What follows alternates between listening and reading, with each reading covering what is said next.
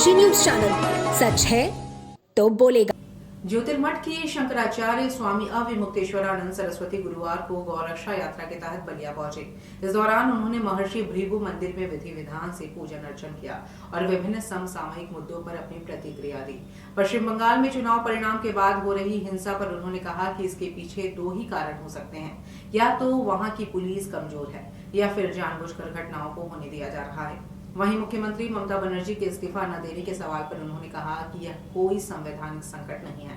उन्होंने महाराष्ट्र की राजनीतिक घटनाओं का उदाहरण देते हुए कहा कि अदालत में मामला लंबित होने की स्थिति में इस्तीफा देना उचित नहीं माना जाता, इसलिए ममता बनर्जी न्यायिक प्रक्रिया का इंतजार कर रही हैं। उत्तर प्रदेश की राजनीति पर बोलते हुए शंकराचार्य ने कहा, पूर्व मुख्यमंत्री अखिलेश यादव और वर्तमान मुख्यमंत्री योगी आदित्यनाथ दोनों उनकी नजर में बराबर हैं। उन्होंने आरोप लगाया कि किसी भी सरकार में गौ रक्षा को प्राथमिकता नहीं दी गई।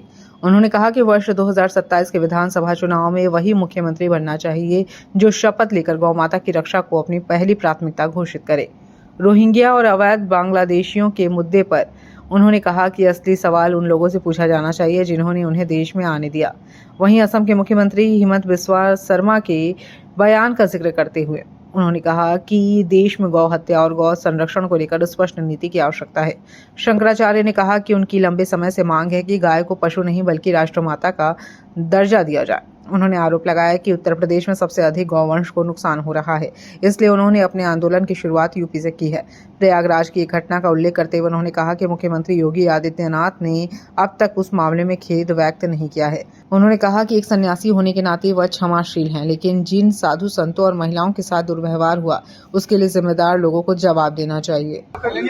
बात यह है कि क्षमा करने का प्रश्न ही अभी आया नहीं। क्षमा कब किया जाता है? जब क्षमा करने के लिए कोई कहे कि हमें क्षमा कर दिया जाए, हमें अपनी गलती का एहसास है। अभी तो उन्होंने ये सब कुछ कहा ही नहीं। जहां तक हमारा व्यक्तिगत प्रश्न है, एक सन्यासी होने के नाते हम किसी को दोषी नहीं मानते, हम तो क्षमाशील ही हैं।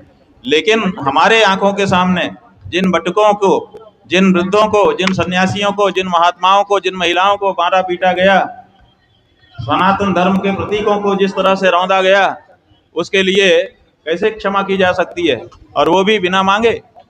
ये है कि पिछले 10-12 वर्षों से जिनका शासन है उनसे आप लोग नहीं पूछते हो। ये रोहिंग्या, ये विदेशी हमारी धरती पे घुस के आए कैसे? जब उनके हाथों में सीमा सुरक्षित थी तो इनको घुसने किसने दिया, और इतने दिन तक इनको रहने किसने दिया? इसके बारे में सवाल उठाओ तो हम बात करें, अन्यथा क्या बात करें? आप लोग इस बारे में तो मौन रह जाते हो। जो असली दोषी है वो है जिसने उनको देश में घुसने दिया। ऐसा है कि संवैधानिक संकट नहीं है, ये भारत की न्यायपालिका की कार्य पद्धति है। जब महाराष्ट्र में जीती हुई पार्टी बनी हुई सरकार को तोड़ करके उद्धव ठाकरे की सरकार गिराई गई थी, उस समय मुकदमा दाखिल किया गया था सुप्रीम कोर्ट में। सुप्रीम कोर्ट तत्काल निर्णय नहीं कर सका, उद्धव ठाकरे ने इस्तीफा दे दिया, लेकिन मुकदमा चलता रहा।